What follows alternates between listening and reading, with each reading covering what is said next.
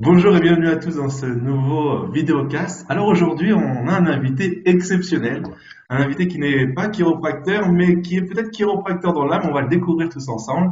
Luc Bondin, bonjour. Bonjour Jean.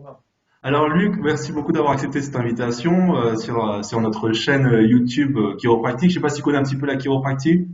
Oui, bien sûr, bien sûr. Bah, tu sais, moi, j'ai travaillé aussi pas mal, c'est pas la même chose, on est bien d'accord, mais beaucoup aussi sur la médecine holistique, et dont en particulier tout ce qui était ostéopathie, myothérapie, etc. Donc on va pouvoir aborder ce sujet. Alors moi je t'ai connu grâce à YouTube, grâce à un documentaire que je conseille à tout le monde qui s'appelle Le pouvoir de l'intention. Je vous conseille de le chercher sur YouTube. Mais il y en a beaucoup qui ne te connaissent pas, Luc. Est-ce que Luc peut présenter Luc? C'est toujours, je suis très mauvais vendeur de moi. C'est vrai que je suis très mauvais vendeur de Comment tu moi. as commencé justement, parce que tu as commencé avec des études de médecine, comment tu es rentré dans ce cycle d'avoir envie d'aider les gens? Ah ben, oui. Ben, c'est-à-dire c'est qu'il y a eu il y a eu un double phénomène. Moi, tu sais, je reviens toujours aux racines, comme on dit toujours. Si on ne sait pas où on va, il faut toujours nous rappeler d'où on vient. Et c'est vrai que on a toujours nos parents, nos pères, notre père et notre mère. Moi, c'est vrai que j'ai fait médecine. Mon père a été déjà médecin et plus il était déjà versé dans tout ce qui était médecine naturelle. Il faisait beaucoup d'acupuncture et d'homéopathie. Donc je pense que lui a éclairé ma route de ce côté-là. D'un autre, donc c'est pour ça que ça m'a donné le goût un petit peu d'aller dans ce domaine-là, bien qu'il a tout fait pour m'en dissuader.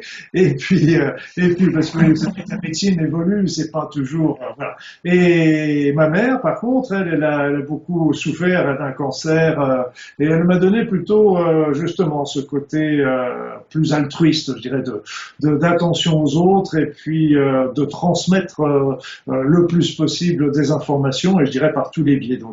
Voilà, c'est un petit peu les deux côtés, les deux facettes du papa et de la maman qui ont travaillé très Donc bien. tu avais déjà un équilibre dans ta vie, quoi.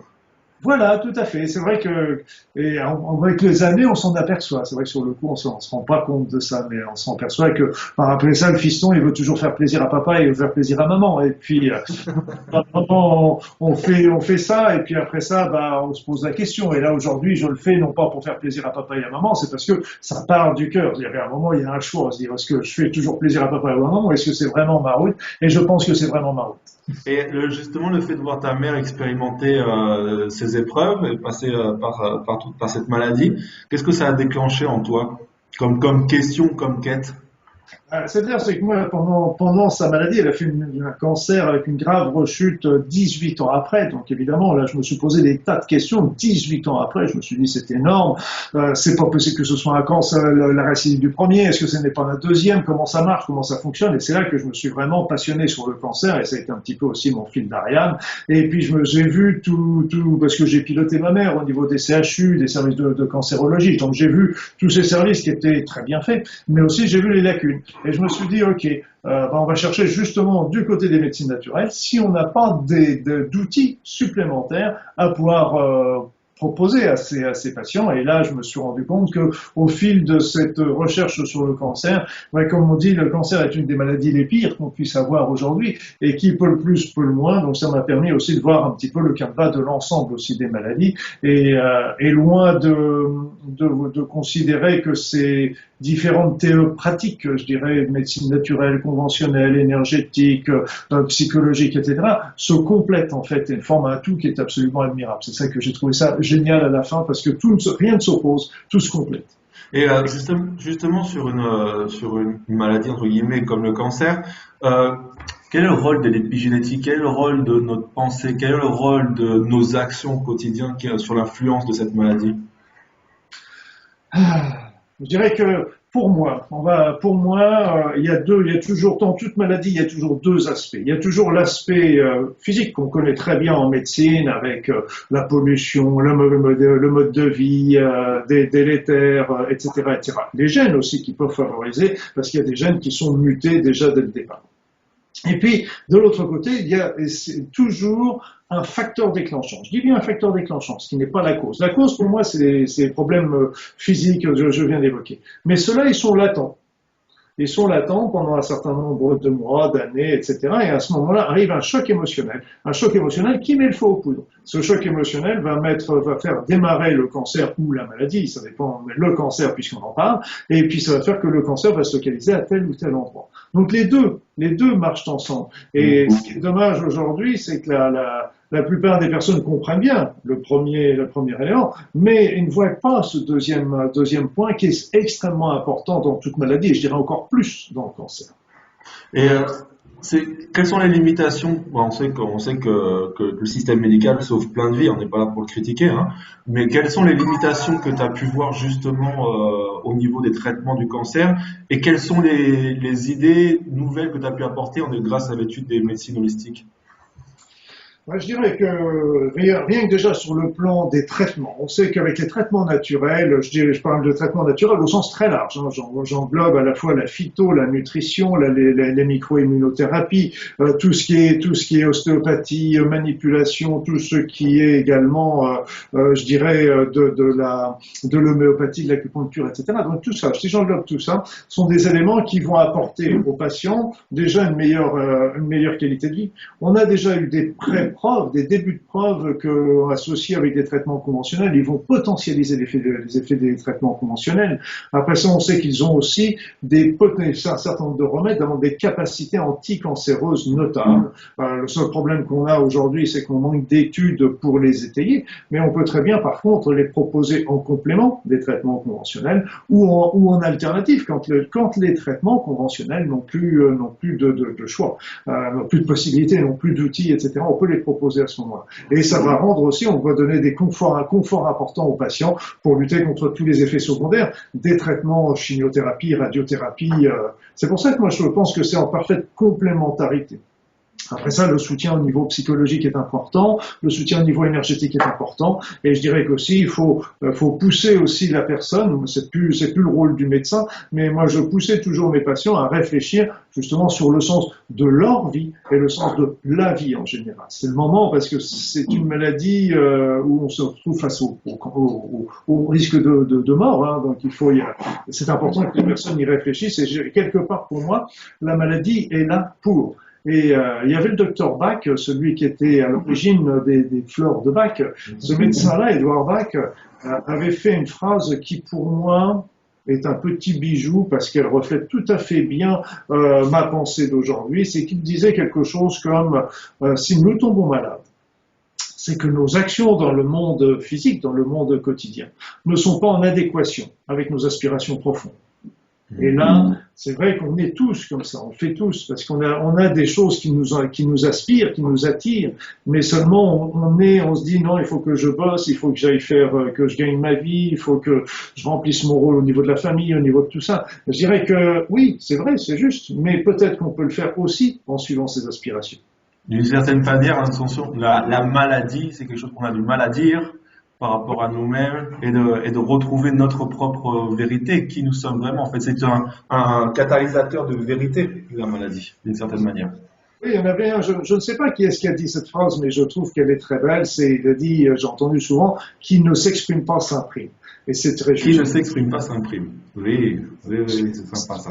Je ne sais pas qui elle est, je l'ai dit, et parce qu'en fait, je vous parlais du choc émotionnel qui était souvent un facteur déclenchant. Mais ce qu'il faut savoir, c'est que ce choc émotionnel n'est pas un coup de tonnerre dans un ciel bleu. C'est-à-dire que ce choc émotionnel, ce conflit, ce problème est déjà apparu plusieurs fois dans la vie de la personne. Et donc, comme tous, on fait tout ça. D'ailleurs, on a un conflit, on a un problème, on se dit, allez, c'est pas grave, on est plus fort que ça, faut passer outre, il faut continuer sa vie, etc. Donc, on le met de côté. Seulement, ça ne résout pas. Il est passé dans l'inconscient et il va ressortir 5 ans, 10 ans, 20 ans plus tard. Et à chaque fois qu'il ressort et qu'on le repousse, à chaque fois, il revient de plus en plus fort et de plus en plus. Jusqu'à un beau jour, c'est comme si la vie disait, bon, t'as toujours pas compris qu'il fallait travailler là-dessus. Eh bien là, on est obligé de te donner une leçon un peu plus forte en s'imprimant dans le corps pour que là, justement, t'obliger à faire changer, à comprendre quelque chose. Jusqu'en la peine de ressentir l'événement est plus important que la douleur de le solutionner, en fait. Oui, tout à fait, parce que la solution, de toute façon, c'est ce qu'il y a beaucoup de peur. Là encore, ça nous éloigne de notre chemin. La peur, c'est ce qu'il y a de pire dans notre société, c'est ce qui, on nous fomente des peurs à tous les niveaux, à tous les niveaux. Or, la peur, ça nous éloigne de l'amour. Or, nous sommes faits pour vivre dans l'amour, dans la paix, dans la compassion, dans le partage. C'est là, on est bien, on est heureux dans ça. Mais seulement quand on est dans la peur, bah, d'un seul coup, paf, on s'enferme chez soi, on ferme les volets, et puis d'un seul coup, tout ce qui va être étranger, le voisin, et éventuellement, ça devient des dangers possibles, Et puis potentiels. on n'active pas les mêmes zones cérébrales quand on est dans la peur ou quand on est dans l'amour et dans l'imagination et dans la réflexion. Tout à fait. Et pour moi, il n'y a pas de chemin de vie qui ne peuvent pas se faire sans amour. Alors, faut bien comprendre, hein, j'essaye de le vivre moi aussi, mais je veux dire, je suis un humain. Oui, bien sûr. C'est toujours un humain, et puis bah, c'est vrai que comme tous les humains, bah, il y a des moments où on en a ras-le-bol, des moments où on a envie de gueuler, des moments où on n'est pas bien dans sa peau, c'est normal tout ça. C'est logique, je dirais, ce sont des émotions qu'on a à vivre et qu'on a à développer. Mais d'un autre côté, il faut toujours se reprendre. Et là, moi je voyais même pour les gens qui étaient déprimés, tristes, etc., simplement de se dire, ok, au lieu de m'enfermer dans cette tristesse, et si je faisais le processus inverse, et qui d'un seul coup, je me mets à demander, à recevoir des énergies et transmuter ces énergies en amour que je vais envoyer tout autour de soi. Et là, c'est un processus inverse, parce que là, on était dans l'intériorisation et on se refermait, et là, au contraire, on va envoyer de l'amour tout autour de soi, et là, c'est le miracle. C'est le miracle, parce qu'on s'aperçoit que d'un seul coup, quand on est dans cette vibration-là, wow, on est bien, et puis d'un seul coup, bah, toute la déprime, etc., bah, reprend sa juste place. Je dis pas que les problèmes sont pas importants, mais surtout, on a tendance toujours à les gonfler, d'un seul coup, ils reprennent. D'ailleurs, ça a été ta quête un petit peu d'autonomiser le patient, de pouvoir lui donner des outils qui lui permettent de pouvoir se sentir mieux au quotidien et de mieux comprendre ses émotions.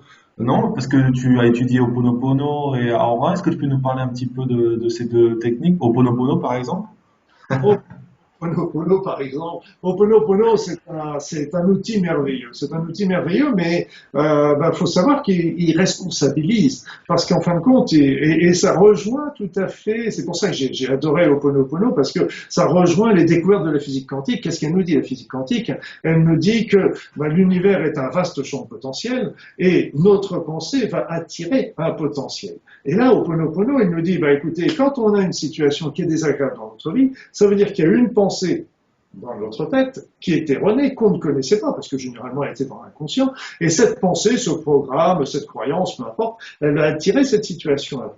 Alors le côté un petit peu difficile souvent à accepter, c'est de se dire, ok, c'est moi qui ai attiré cette situation désagréable. Il y a un petit truc classique et que tout le monde se reconnaîtra, vous savez, c'est quand on a une altercation avec quelqu'un et en particulier avec son conjoint ou avec sa conjointe, c'est jamais nous le fautif, c'est toujours l'autre. Là, d'un seul coup, il faut faire le processus inversé. Non, si cette situation-là était arrivée avec ma femme ou avec mon mari, c'est parce que c'est moi qui l'ai attiré à cause d'une pensée. Et là, ce qui est génial, c'est qu'à partir du moment où on considère que c'est nous, évidemment, ça prend une responsabilité. Mais ce qui est génial, et c'est là toute la force, et c'est là que l'important, c'est que si nous on l'a attiré, ça veut dire qu'en changeant notre pensée, on peut la changer. Et c'est ça, parce qu'on n'est plus la victime, parce que si ça vient de C'est l'autre, ça l'important. Je trouve que c'est ça vraiment l'important avec le fait de se responsabiliser. C'est ce que tu viens de dire, on n'est plus la victime. on n'est plus la victime. Et on tient notre vie en main quelque part. Et là, c'est donc la responsabilité nous fait qu'on peut changer ça.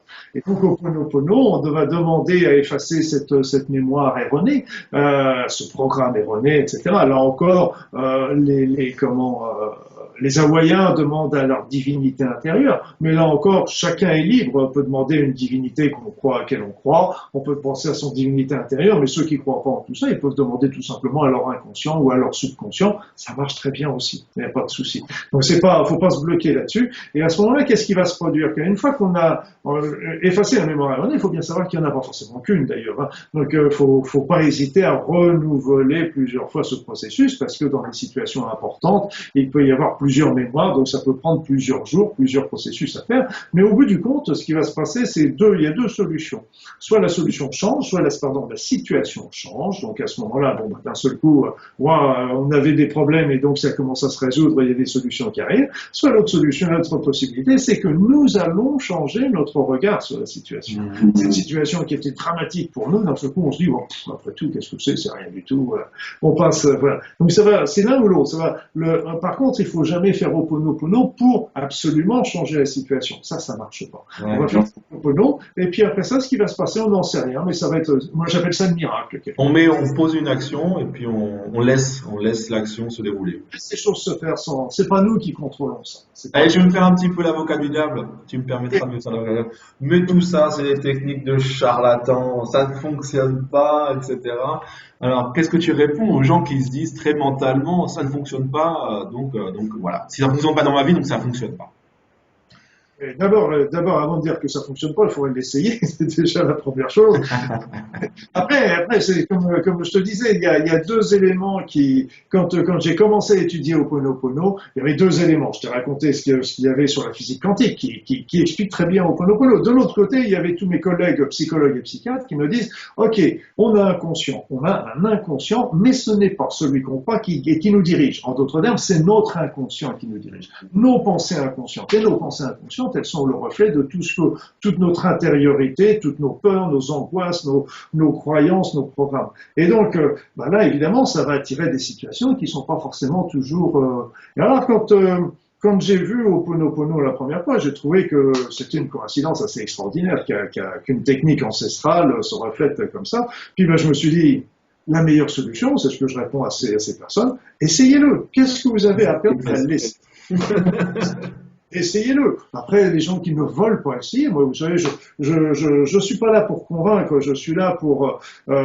passer des informations. Moi, j'avais des personnes quand je travaillais sur l'acupuncture, l'homéopathie, etc., qui me disaient, je veux pas y croire, c'est comment des petites doses infinitésimales peuvent agir, etc. Ok, si vous voulez pas y croire, c'est pas un souci. Moi, certainement, il y a plein de choses que je veux pas croire aujourd'hui et que je croirai demain. Ça n'a pas d'importance. C'est quand ça viendra, c'est pas grave du tout. Et je reviens juste un petit peu sur le fait que l'inconscient nous dirige. Ça donne un petit peu l'impression, si on l'écoute comme ça, que nous sommes victimes de notre inconscient. En fait, ce serait pas plutôt l'inconscient qui nous pousse vers plus d'authenticité? Malheureusement, faut pas, il y a des mélanges, là, il y a des mélanges, parce que il y a l'inconscient qui vient de toutes nos souffrances du passé, nos programmes qu'on a reçus, etc.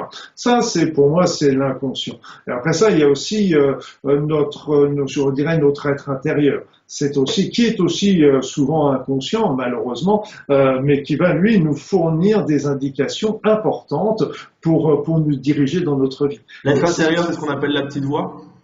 C'est la petite voix, c'est l'intuition, c'est les synchronicités, c'est tout ça il va utiliser plein de chemins. Et la petite voix, il faut bien savoir que la petite voix, attention, c'est toujours les deux. Il dit, l'être intérieur est très peu bavard. Et donc, s'il vous dit 1, 2, 3 mots, c'est magnifique. Mais s'il commence à vous dire des phrases et des machins, ça c'est mental. Il a pris le relais, il a essayé de reprendre le contrôle. Et c'est pas grave, lui aussi il a son rôle. Mais seulement il faut lui dire de temps en temps, bon écoute mental, t'es gentil, on a besoin de toi pour vivre dans cette société, c'est vrai. Mais d'un autre côté, bon, laisse un petit peu la place aux autres de temps en temps. Alors, et Aurora, qu'est-ce que c'est exactement? Alors ça je connais pas du tout. Ho'oponopono je connaissais un petit peu, mais Aurora, est-ce que tu peux nous parler un petit peu de ça? Aurora, c'est vraiment d'une simplicité extrême parce que là, ça consiste tout simplement à aller voir les problèmes qu'on a au niveau de notre corps. Par exemple, si c'est un problème physique, on va arrêter nos activités et puis à ce moment-là, on va éteindre l'ordinateur, le téléphone pour être sûr de ne pas être dérangé. Et puis après, on va aller se concentrer sur l'endroit de notre souffrance. Donc le genou en particulier. Donc on va aller regarder ce genou, écouter ce genou, regarder ce qu'il a à nous dire. Et donc là, on va prendre la substantifique moelle en disant, ok, tu souffres. Là, moi, je prends le temps d'aller regarder comment tu es, regarder un petit peu ce que tu as à me dire. Et là, on va le regarder dans toute objectivité, mais sans faire aucune demande, c'est-à-dire c'est qu'on n'est pas en train de demander à ce que la douleur s'en aille, on n'est pas en train de demander de juger non plus cette douleur, parce qu'on sait que cette douleur, si elle est là, elle a une bonne raison, et parce qu'elle a une bonne raison, comme on le disait tout à l'heure, qui est toujours double. Elle a, par exemple, le genou, c'est parce que j'ai trop forcé sur le genou, ok, mais c'est aussi parce qu'il y a certainement une situation dans ma vie où je n'arrive pas à fléchir, à plier. Donc là, on entend un petit peu ça et on se concentre simplement sur cette douleur. Et là, on va voir qu'au bout de 2-3 minutes, une fois que c'est un message, une fois qu'on a entendu le message, eh bien le message n'a plus besoin de rester parce qu'il a passé, il est passé. Donc là maintenant, et là on voit la douleur qui va s'estomper. Donc c'est un stress, c'est pareil. On va aller se focaliser sur par exemple sur le ressenti de ce stress dans son corps. Et là, sur le stress, sur l'angoisse ou sur un état de déprime, etc., il faut pas avoir peur parce que de temps en temps, il peut y avoir dans la minute qui suit une potentialisation de cette angoisse. Elle ressort encore plus pour disparaître encore mieux. C'est comme si on enlevait la poussière dessous le tapis, en fait. Un peu ça. Là, le truc, c'est qu'on a pris conscience. Parce que la plupart du temps, on prend même pas conscience. Ouais. Là, ce que j'avais fait, c'est que la première fois, j'avais fait une conférence, je me rappelle, c'était à Montréal, sur Aura, qui venait de sortir, le livre venait de sortir. Et là, les Québécois, qui sont des gens absolument adorables, ils ont été bien plus loin que ce que je pensais, d'ailleurs.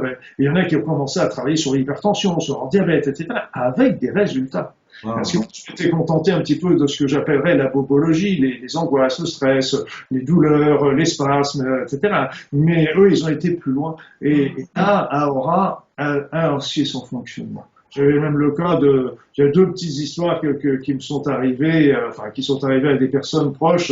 Il y en a une, elle avait une dent fendue en deux, donc elle souffrait, elle martyre, et elle a pris simplement Aura 2-3 fois par jour, pendant tout le week-end, en attendant de pouvoir voir le dentiste le lundi ou le mardi suivant. Et le dentiste était très étonné qu'elle n'ait pas besoin davantage de dentalgique, parce qu'elle avait fait qu'Aura. Il y en avait une autre jeune femme qui était venue à un stage que je donnais de soins énergétiques, et elle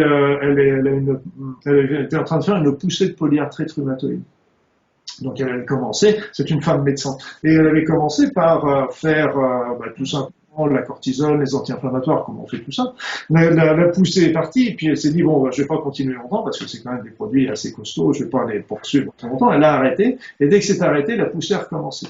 Donc elle a dit la deuxième fois, je vais pas recommencer ces traitements-là, je vais faire Aura. Et simplement, en faisant Aura, en se concentrant sur sa douleur, sans intention, sans jugement, et en attendant, ça prend, 2-3 minutes maximum, et à ce moment-là, pouf, les douleurs partaient. Et donc elle m'a dit, j'ai arrêté ma poussée de polyarthrite tout simplement avec Aura. Elle n'a pas arrêté la polyarthrite, j'en ai bien d'accord. On a compris.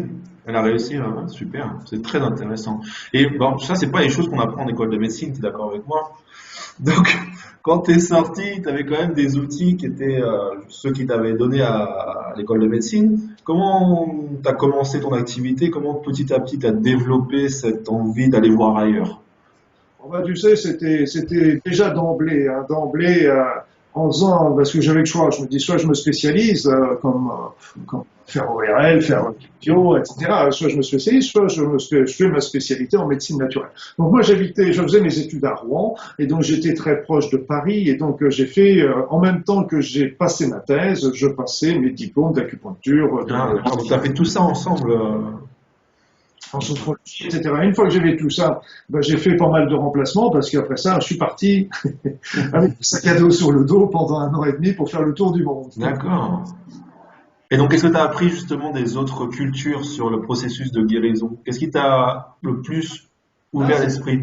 J'étais pas dans l'esprit de rechercher des médecines naturelles. J'avais recherché, par exemple, je suis passé aux Philippines, j'avais essayé de retrouver des guérisseurs, etc. Mais les opportunités n'étaient pas là. C'était visiblement pas le sens de ce voyage. Le sens du voyage a été surtout la grande découverte qu'en fait, partout sur la Terre, les gens ne sont qu'à la recherche de la même chose. On est tous à la recherche de la même chose. Qu'est-ce qu'on veut? On veut simplement un toit sur la tête, avoir de quoi manger, avoir notre famille qui est en bonne santé autour de nous, et puis vivre dans l'harmonie et pas dans la guerre ou dans la peur. On veut tous ça.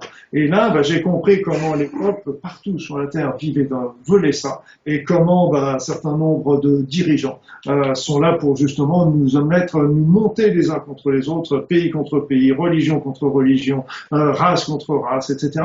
Alors que tout le monde n'aspire qu'à respecter l'autre et à vivre dans la paix. Et ça a été vraiment l'élément extraordinaire que j'ai pu voir, parce que là encore, j'étais parti avec plein d'a priori, comme on peut nous les montrer. Et maintenant, quand j'entends des choses à la télévision, je me dis non.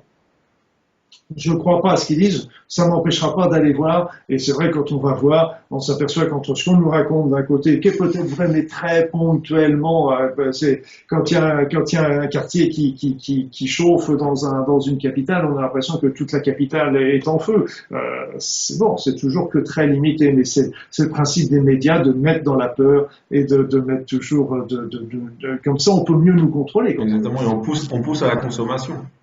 On pousse à la consommation, mais c'est surtout que quand on va transmettre encore notre pouvoir, on perd notre pouvoir, parce qu'on va donner le pouvoir justement aux dirigeants pour qu'ils nous protègent de cette peur. Et donc c'est un véritable. Donc ils nourrissent ce phénomène-là pour continuer à conserver le contrôle. C'est pour ça j'avais une belle phrase, c'était La Boétie, c'était un écrivain du Moyen-Âge, il disait toujours les tyrans ne sont grands que parce que nous sommes à genoux. Super. Super. Cet homme-là, il était en plein Moyen-Âge et c'est vrai qu'il avait des vérités comme ça parce que on nous place dans la peur qui nous fait qu'on va transmettre encore un peu plus de pouvoir à ceux qui sont chargés de nous protéger, mais c'est eux-mêmes qui génèrent la peur et qui nous mettent. Donc c'est un système qui est bien huilé en ce moment. Donc mais tout ça, faut bien comprendre que quand je dis tout ça, c'est pas dans un but révolutionnaire. C'est pas du tout ça, parce que je serais plutôt me dire, ok, si on a ça, c'est parce qu'on doit le vivre.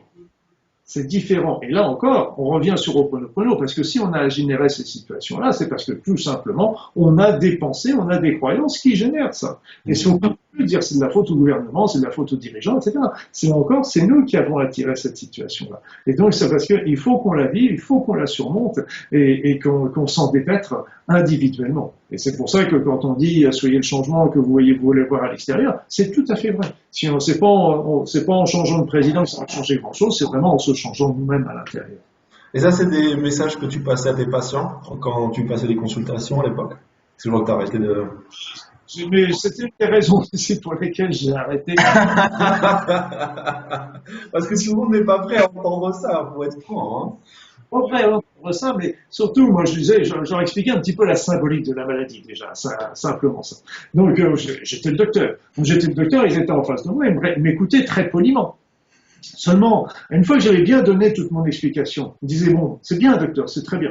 Maintenant, qu'est-ce que je prends comme médicament?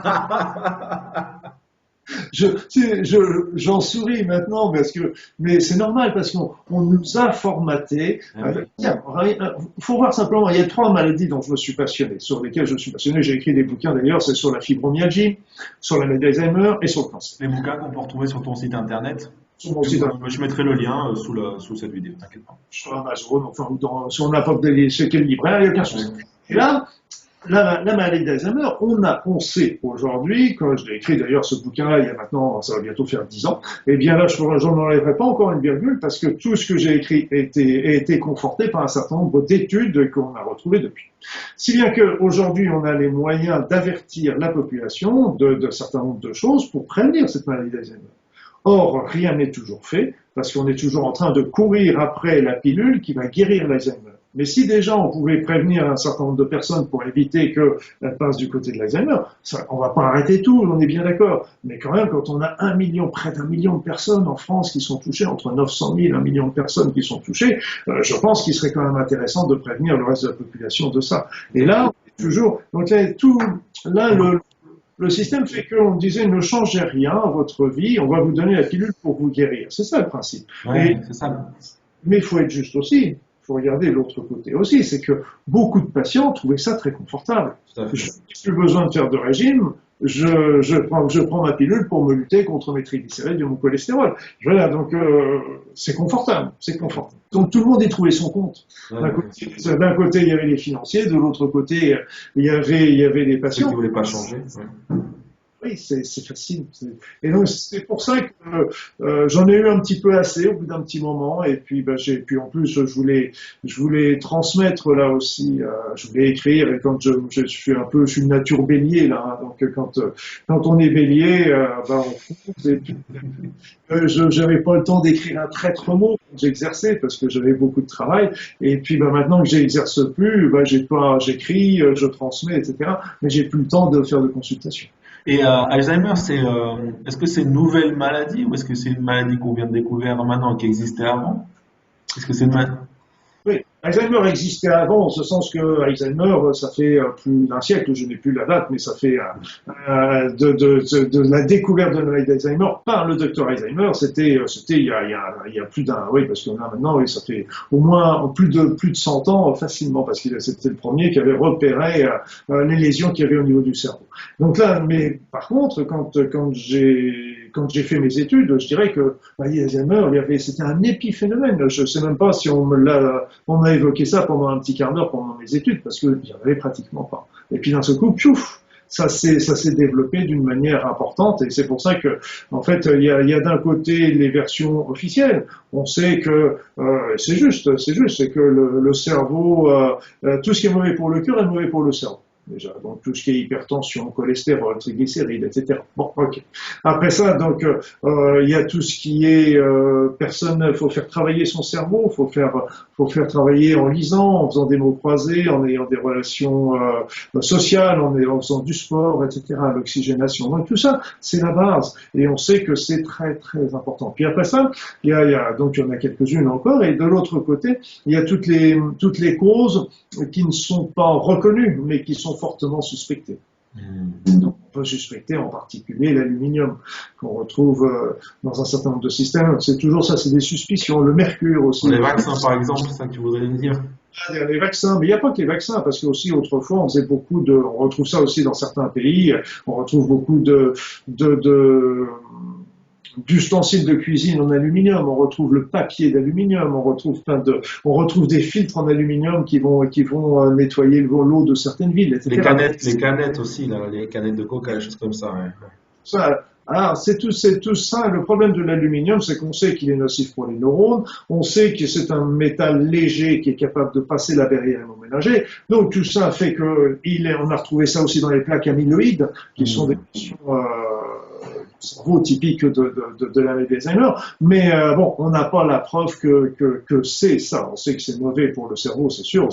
On n'a pas encore eu la preuve formelle que l'aluminium provoquait la maladie d'Alzheimer, mais je dirais que il y a un certain nombre de faisceaux qui nous disent ça. On peut parler aussi donc du mercure qu'on a par exemple au niveau des amalgames, qu'on retrouve également dans les poissons de mer qui sont pollués. On va retrouver aussi des problèmes des champs électromagnétiques artificiels, comme par exemple même le téléphone portable. On a fait une étude qui était très intéressante sur Interphone et le cancer. Mais ce qu'il faut bien comprendre, c'est qu'on s'est vu qu'à bout de 10-12 ans, on avait une augmentation de risque de cancer pour les gens qui avaient un usage important du téléphone portable. Maintenant, il faut bien savoir, il y a deux choses qui est importantes à bien comprendre. C'est pas parce que c'était pas nocif à 12 ans que ça peut le devenir à 15 ou à 20.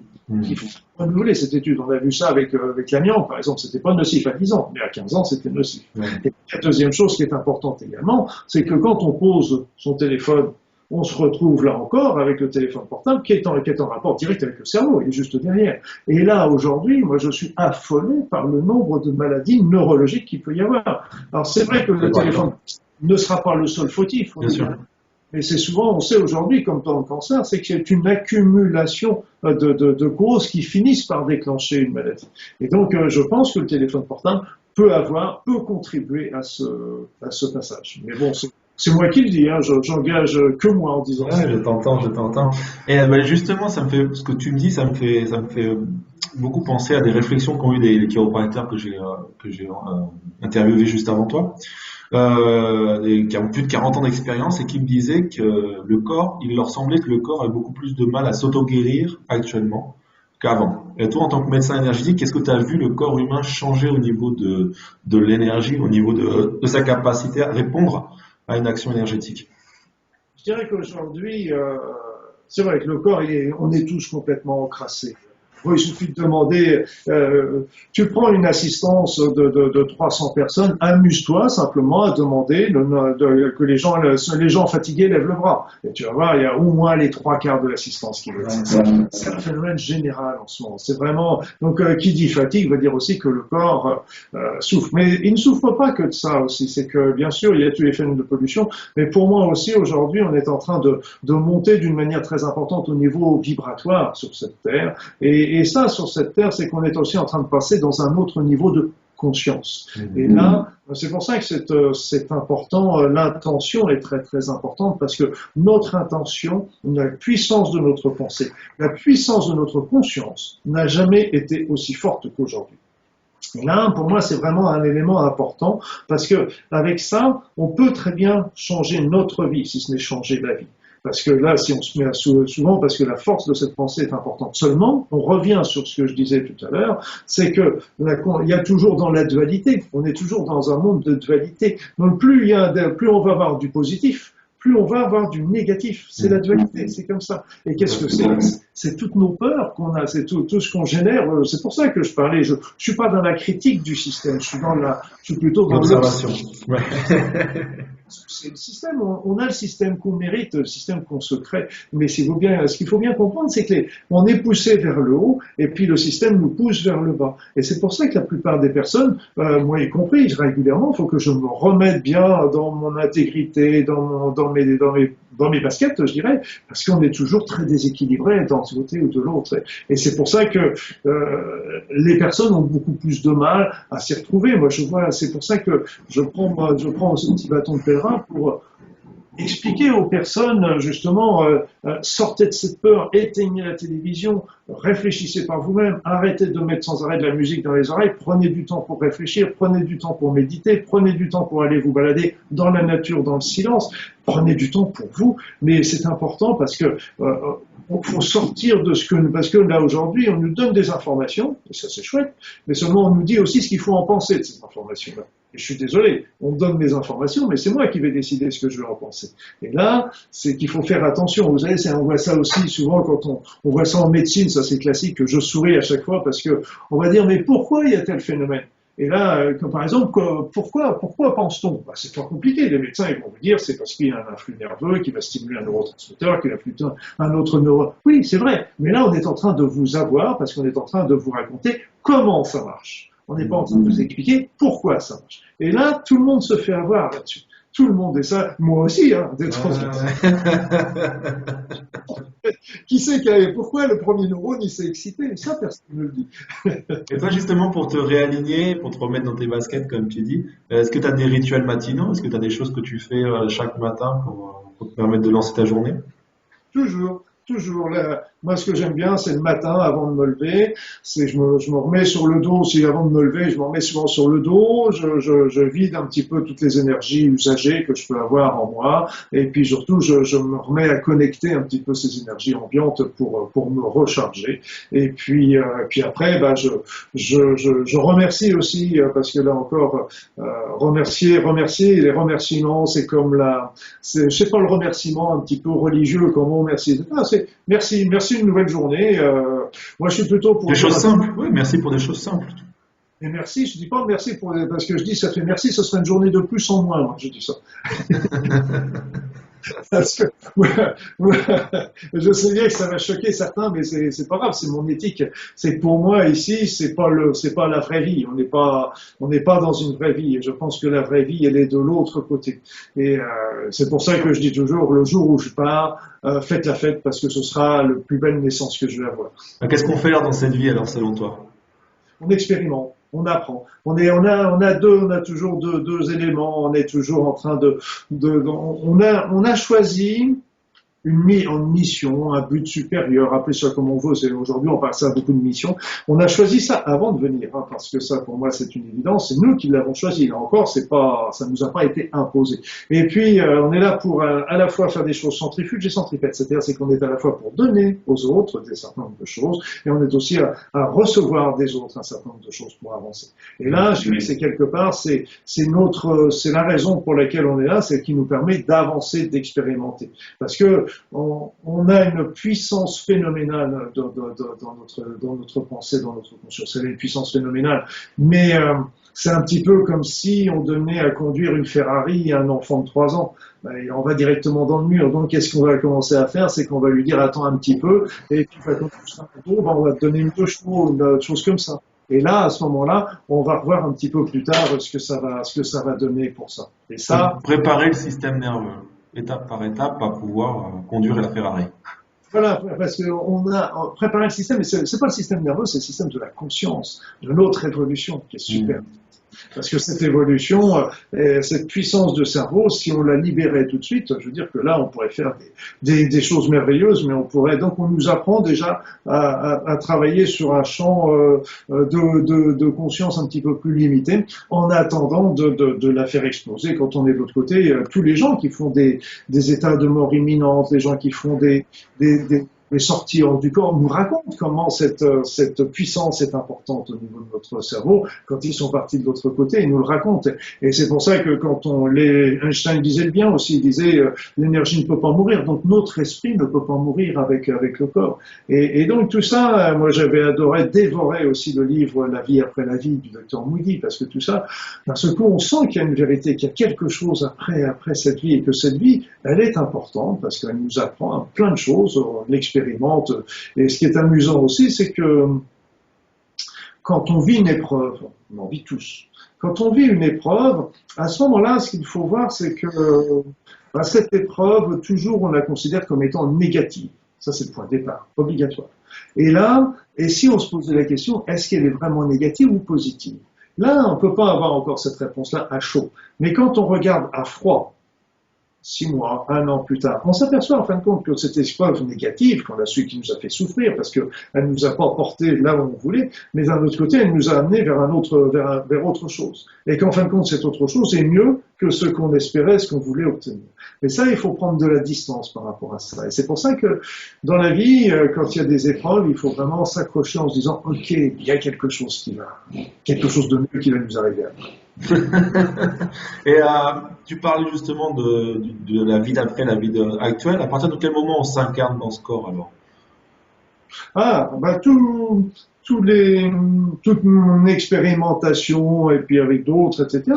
On est déjà autour des parents déjà depuis un petit moment et quelque part on s'incarne pratiquement la plupart. Là, il y a toujours des exceptions. Moi, j'en connais aussi qui n'arrivent pas à s'incarner. Des enfants qui naissent et puis l'âme, je dirais quelque part, n'arrive pas à s'incarner dans cette enfance. C'est qu'il y a des cas comme ça. Mais je dirais dans le commun du mortel, on s'incarne déjà dès les premiers jours, dès les premiers moments. Donc on est un champ de conscience autour des parents avant de s'incarner dans la chair que nous avons actuellement. On choisit là encore les parents, on choisit le moment, on choisit la ville, on choisit la race, on choisit la religion, on choisit le niveau social, on choisit tout ça parce qu'on choisit cet entourage parce qu'en fin de compte, ça va être celle qui va être le plus propice pour nous à conduire notre mission de vie, à apprendre ce qu'on est venu apprendre sur cette terre. Et donc là, si on a des parents qui nous sont difficiles, c'est vrai que c'est pas facile à admettre, on est bien comprendre quand je vois des incestes, des enfants battus, etc. C'est très difficile à admettre, hein. Je l'entends très très bien, mais ça n'empêche que quelque part, c'était quelque chose qui avait à vivre pour cet être. Et souvent, moi je crois beaucoup à la réincarnation également, et souvent c'est une compréhension peut-être de quelque chose qu'on a fait dans une vie antérieure. Parce que quand on regarde aussi cette notion, parce qu'à partir du moment où on considère avec les émis, avec le travail du docteur Charbonnier, qui a fait un très bon livre aussi sur les 7 raisons de croire à l'au-delà, je crois quelque chose comme ça. Donc c'était des raisons très scientifiques, je dirais quelque part. On a aussi ce neurochirurgien, dont j'ai plus le nom, mais qui a vécu quelque chose qui a transformé sa vie, alors qu'il était neurochirurgien très cartésien également. Donc actuellement, pour vous dire, c'est qu'en France, on évalue à 2,5 millions de personnes qui auraient fait des états de mort imminente. 2,5 millions de personnes sur un pays qui est quand même de 65 millions, c'est quand même énorme. Donc ça veut dire que ce sont des personnes qui... Et là, quand on prend déjà à cette notion de vie après la vie, bon, après ça, cette notion de réincarnation, c'est la suivante, mais faut bien savoir que dans beaucoup de pays du monde, la réincarnation est une évidence. Et ce qui est amusant également, c'est que la réincarnation faisait partie intégrante de la religion chrétienne dans les premiers siècles. Elle a été supprimée par un concile un peu plus tard, mais voilà. Alors, je dis souvent en plaisantant, maintenant on n'a plus le droit de se réincarner. Ça se passe là. Ou alors faut payer. C'est à peu près ça la raison d'ailleurs. Et j'avais une question que je voulais te poser, du coup je l'ai perdue. Lorsque tu fais tes stages où tu t'apprends aux gens à travailler avec l'énergie, je t'écoutais dire que tout le monde a la capacité d'aider l'autre à guérir. Et c'est pas seulement un don que l'on a. Oui, parce que je pense qu'autrefois, il fallait le don. C'est vrai, pour moi, c'est sûr. Mais aujourd'hui, avec le changement du niveau vibratoire, moi, je fais des stages, et dans tous les stages, il y a des groupes de 20, de 30, de 40 de temps en temps. Eh bien, là, en l'espace de, allez, je vais être très pessimiste, en l'espace d'un quart d'heure, tout le monde commence à ressentir déjà les énergies. Et là, je suis persuadé que si j'avais fait ce même stage il y a 20 ans ou a fortiori il y a 50 ans, eh bien là, il n'y aurait pas eu la moitié des personnes qui auraient senti. C'est que les capacités sont développées aujourd'hui. On a beaucoup plus d'intuition, on a la télépathie qui se développe, on a plein d'informations qu'on n'écoute pas forcément, mais qui sont là. Et l'énergie, on a tout. Et je dis aujourd'hui, il n'y a plus besoin de dons.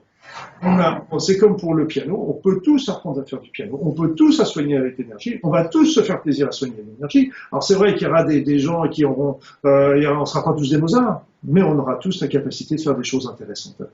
Ça c'est sûr. Et pourquoi tu penses que cette évolution dans la capacité de l'être humain à capter des énergies? Qu'est-ce qui a été le catalyseur de ce changement?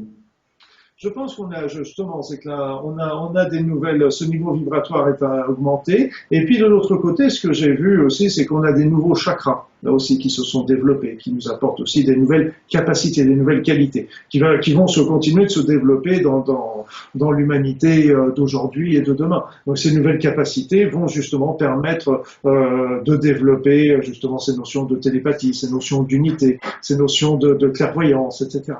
Donc tout un tas de capacités qui sont merveilleuses, qui sont vraiment des outils qui vont faire que l'humanité de demain sera quelque chose d'extraordinaire et qui n'aura plus rien à voir avec notre société d'aujourd'hui, obligatoirement. Est-ce que ce serait pas un avantage justement d'avoir toutes ces ondes électromagnétiques autour de nous, toute cette information qui passe, parce que là autour de nous il y a des informations Wi-Fi, etc. Donc il y a des données Internet qui peuvent être lues par une petite boîte. Est-ce que justement ce stress électromagnétique que perçoit notre cerveau, ça ne nous permettrait pas justement de développer ces nouveaux chakras que tu as découverts? Je pense pas les nouveaux chakras, je pense pas que ce soit, parce qu'on a toujours deux évolutions. On a l'évolution de nous en tant qu'individu. Là, comme je disais, on est maître de sa vie, on a le droit. Mais par contre, il y a quand même un élément qu'on ne commande pas, c'est qu'on est incorporé dans un monde en 3D. Et donc, ce monde en 3D a des lois de la pesanteur, des niveaux vibratoires, etc. Or, c'est ce monde en 3D qui permet aussi qui est en train d'évoluer, au moins dans cette partie de l'univers. Mais ce qu'il faut faire, c'est que de temps en temps, eh bien, la vie se sert de temps en temps d'outils qu'on pourrait croire, là encore, péjoratifs, comme je disais tout à l'heure. Est-ce un bien, est-ce un mal? Et par exemple, moi je vois ça. Aujourd'hui, par exemple, la plupart des jeunes femmes utilisent la pilule. Okay. On sait qu'en utilisant la pilule, ça permet de libérer la femme, ça permet de lui donner une place, la place qu'elle mérite au niveau de notre société, quoi qu'elle n'a pas encore prise complètement. Mais l'idée, c'était, la pilule lui a permis, mais ça a bloqué quelque part un petit peu leur aspect féminin. Donc elles se sont un peu, entre guillemets, dans leur esprit, pas dans leur physique, mais elles se sont un peu masculinisées. De l'autre côté, ce qui se passe, c'est que les hommes, eux, ben, on est très victimes des produits hormonaux-like qu'on retrouve dans l'alimentation, etc., qui ont fait perdre une partie du côté masculin. Les hommes, par exemple, aujourd'hui développent beaucoup plus leur sensibilité, n'ont pas peur de montrer leur émotivité, n'ont pas peur d'aller s'occuper des enfants, même quand la femme ne peut pas le faire, etc. Donc il y a eu une masculinisation d'un côté, féminisation de l'autre, et si bien que les deux sexes commencent à se rapprocher. Et là, c'est intéressant parce qu'il va y avoir moins cette scission. Mais ce que je veux dire, c'est que des produits qui pourraient être considérés comme étant nocifs, parce que la pilule est nocive quand même pour la santé, mais elle est très utile sur le plan libération. Mais tout comme les polluants sont très nocifs pour la santé, etc. Il faut pas confondre, faut pas vouloir représenter les deux. Mais je veux dire, c'est quelque part. Est-ce que c'est pas l'univers, la vie n'a pas pris ces outils-là pour arriver à créer une nouvelle. Donc le fait que la femme accepte plus son énergie masculine et que l'homme accepte plus son énergie féminine, ça a permis justement à l'homme de changer sa vibration énergétique. L'homme avec un grand H, hein, l'être humain. Quelle est la poule et quelle est l'œuf? Et ça, c'est encore une autre paire de manches. Mais ce qui est intéressant, c'est que dans l'avenir, on a toujours nos deux fonctionnements masculins et féminins. Mais dans l'avenir, il y aura plus cette scission, c'est-à-dire qu'il n'y aura plus les hommes qui se serviront d'un fonctionnement et les femmes d'un autre fonctionnement. Là, ce qui se passera dans l'avenir, c'est que les deux fonctionnements vont se réunir. Et ce sera génial, parce qu'il faut pas dire que l'un est mieux que l'autre, ils sont tous les deux très utiles. L'intuition, le raisonnement.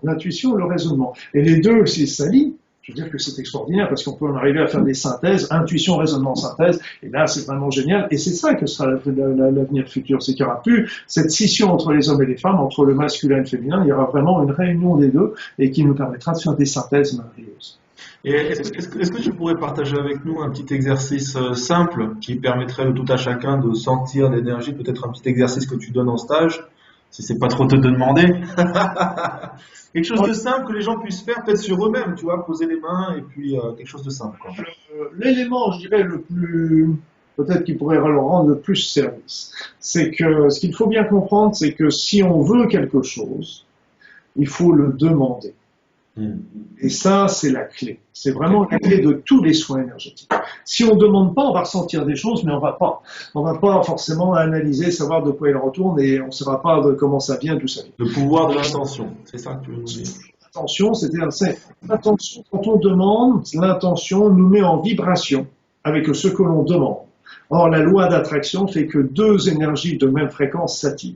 Donc, quand on demande, on se met sur la vibration de la demande, et donc là, de l'autre côté, la demande, l'objet de la demande, qui est sur la même vibration, va pouvoir arriver. C'est le principe. La limitation de la loi d'attraction, c'est ce qu'on disait tout à l'heure, c'est qu'on a toujours cet inconscient qui vient nous parasiter. Donc là, c'est pour ça que ça marche pas. C'est loin de marcher à 100%. C'est parasitage. Mais, pour revenir à ce que tu disais, moi, je dirais que un des éléments les plus importants que vous pouvez faire, c'est que, ok, vous vous mettez dans un endroit tranquille, agréable, les paumes des mains en l'air si vous le voulez, mais c'est même pas du tout obligatoire. Et puis vous demandez simplement à l'univers de vous envoyer de l'énergie cosmique, et vous pouvez demander aussi à la Terre de vous envoyer de l'énergie tellurique. Généralement, les énergies cosmiques, on les sent descendre par la tête et par le corps. Les énergies telluriques, on va plus les sentir par le bassin, et elles sont plus rudes, elles sont plus chaudes, elles sont plus fortes. Et donc, ces énergies, il faut demander à ce qu'elles rentrent, qu'elles viennent vous régénérer votre corps, régénérer votre pensée, régénérer votre conscience, votre esprit.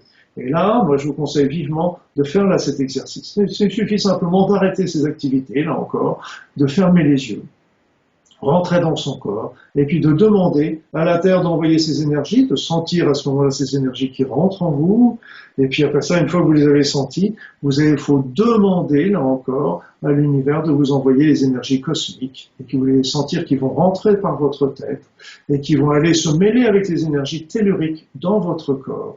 Vous demandez à ce qu'elle aille régénérer chaque fibre, chaque cellule, chaque organe de votre corps, qu'elle aille régénérer aussi votre esprit, votre mémoire, votre mémorisation, votre attention, votre vigilance.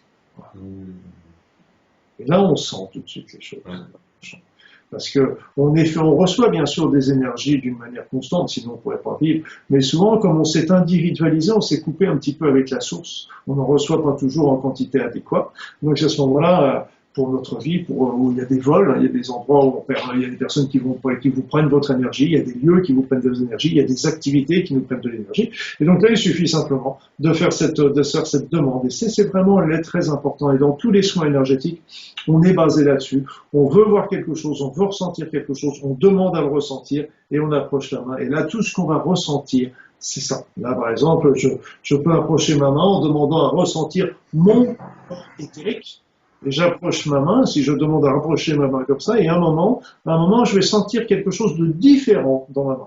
Et là, chacun va ressentir à sa manière. Et moi, je ressens quelque chose comme ça me chauffe, ça me pique, c'est quelque chose qui m'arrête, qui a une pression, une différence de pression. Et là, mais je sens quelque chose qui est différent. Et là, c'est le début de mon corps éthérique. Et là, il faut quand même lâcher le mental et lâcher, etc. Comment toi, tu as réussi à dépasser ce mental, contrôler ce mental, ou être en adéquation avec ce mental, je sais pas comment tu veux le dire. Moi, j'appellerais ça plutôt le cerveau gauche. C'est-à-dire, c'est que quand je fais ça, le cerveau gauche, il va me dire, mais mon pauvre Luc, non mais attends, qu'est-ce que tu c'est le courant d'air, c'est la chaleur du radiateur, je sais pas, on cherche une explication logique, quoi. Ouais. C'est normal. Et là, il faut toujours garder son cerveau. Il est intéressant parce qu'il critique, c'est le cerveau critique, et il faut garder toujours son cerveau critique. Il faut pas gober tout comme étant. Par contre, comment je le nourris? C'est tout simplement en travaillant, c'est ce que je fais toujours dans la première heure de mes stages. Je nourris le cerveau gauche en lui disant, voilà, l'énergie c'est ceci, la matière c'est cela, ça part, ça fonctionne comme ça. Donc, et c'est pour ça qu'on va le ressentir. Donc on le nourrit par rapport à ça. Donc quand il est nourri, il laisse, puis je lui dis, maintenant tu laisses un petit peu le cerveau intuitif de ressentir. Voilà. Mais il faut pas vouloir le tuer, ce cerveau gauche, parce qu'il est très utile. Par contre, il faut dire, tu vois, maintenant tu as eu les informations, on est fait d'énergie, notre corps, la matière est faite d'énergie, notre corps physique est fait d'énergie, nous on est fait de corps subtil. Donc là maintenant, laisse-nous percevoir un petit peu ça. Ouais, génial, c'est super. J'adore. C'est gentil. Luc, ça fait 1 heure qu'on parle ensemble et je t'avais promis entre 60 et 40 minutes. Donc je vais pas prendre plus de ton temps. On va juste terminer cette entrevue. Je voudrais que tu nous proposes ta vision du futur de l'humanité. Comment tu vois l'évolution de l'homme? Comment tu vois que l'homme va pouvoir se transformer?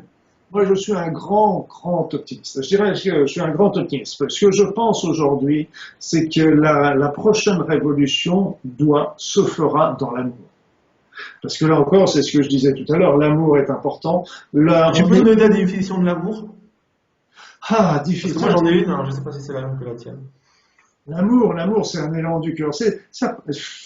C'est tellement un élan du cœur, un élan d'altruisme, un élan de partage, de compassion, de recevoir l'autre comme il est, de recevoir la vie sans jugement. Il y avait, c'était un petit peu ce que j'aimais bien, c'était dans Avatar, quand il y avait le héros qui recevait puis qui dit je te vois. C'est quelque chose comme ça. C'est que on prend l'autre. C'est vraiment l'élan du cœur où on prend l'autre comme il est, sans jugement et sans vouloir le changer, des choses comme ça. C'est une petite approche de la manière. Donc, je te laisse continuer alors. Là, pour moi, c'est que, en vrai, si on se mettait tous à vibrer dans cet amour, plutôt, on est toujours dans la critique des autres, des gouvernants, etc. Et si on se met dans cette pensée d'amour, au lieu d'envoyer des pensées négatives à tous ces dirigeants, si on leur envoie des pensées d'amour, d'un autre côté, on va leur donner des énergies positives qui vont leur permettre de développer des solutions altruistes et qui seront intéressantes pour tout le monde. Et là, je pense sincèrement qu'on n'est plus dans la révolution dans la rue. Parce que là, je me rappelle en 68, moi j'étais très jeune encore à ce moment-là, mais je me rappelle des manifs où je chantais aussi, et on y était pour obtenir des nouvelles lois, des nouvelles libertés. Et là, aujourd'hui, on fait des manifs pour ne pas les perdre. C'est quand même hyper fort. On les perd. On n'arrête pas de les perdre. Et donc là, aujourd'hui, moi j'ai vu encore des manifestants, là j'étais à Nantes tout dernièrement, et j'ai vu comment ils étaient en train de se bagarrer avec des CRS, d'un côté comme de l'autre, à coup de balle. Donc je veux dire, et ça donne rien, ça donne plus rien aujourd'hui. Par contre, si nous tous, dans notre tête, dans notre maison, on envoie cet amour dans la vie, dans l'univers, à nos dirigeants, etc., là, il suffit d'être suffisamment nombreux pour changer cet élément. Et là, ce qui est très favorable, c'est qu'on a une conscience qui s'élève, et puis de l'autre côté également, c'est que, à côté de cette conscience qui s'élève, on a également une puissance donc de notre esprit qui n'a jamais été aussi fort. J'aurais pas tenu le même discours il y a 20 ans ou il y a 50 ans. C'était obsolète. Mais aujourd'hui, on peut le faire. Et simplement, et ça permettra de faire une révolution dans l'amour. Et donc, et là, après, ce sera la montée énergétique fera que l'homme va développer des nouvelles capacités, des nouveaux talents qui sont en jachère là actuellement, qui sont déjà prêts, mais qui sont en jachère. Et puis, il y aura plus cette scission entre le cerveau droit et le cerveau gauche, et donc qui nous permettra aussi d'avoir une réflexion beaucoup plus importante. Si on se servait de ces deux cerveaux-là, on continue ensemble, on aurait vraiment des capacités intellectuelles largement plus développées que ce qu'on peut avoir aujourd'hui. Donc tout ça pour moi, ça c'est l'avenir. C'est l'avenir et c'est pour ça que l'avenir, on peut difficilement l'imaginer aujourd'hui, parce que quand je vois des personnes qui disent on va préparer aujourd'hui les dirigeants de demain, mais c'est pas possible. C'est pas possible. Je dirais quelque part, il n'y aura pas de dirigeants. Par contre, parce que tout le monde sera conscient, sera responsable. Exactement. De faire des dirigeants, ça veut dire qu'on retombe dans le système actuel et il est obsolète, il est parti. Bien qu'il est fini. Okay. Bon, Luc, on va en terminer là-dessus. Je te remercie vraiment de ta générosité, d'avoir partagé avec nous toutes tes connaissances. C'était très enrichissant. J'espère que tu en as bien profité toi aussi. C'est toujours agréable de pouvoir transmettre ses opinions. C'est toujours que mes opinions. La plupart sont mes opinions, mes conclusions. Et je veux surtout pas. Je dis toujours aux personnes, je veux pas vous imposer des choses. Par contre, réfléchissez à ce que je vous ai dit, expérimentez-le, regardez si ça vous paraît juste, si c'est juste, vous le prenez, si c'est pas juste, poubelle. Super. Merci beaucoup, Luc. Merci à toi. Merci de m'avoir laissé cette heure complète. Et puis à vous tous. Et à bientôt pour de nouvelles vidéos. Ciao. Ciao.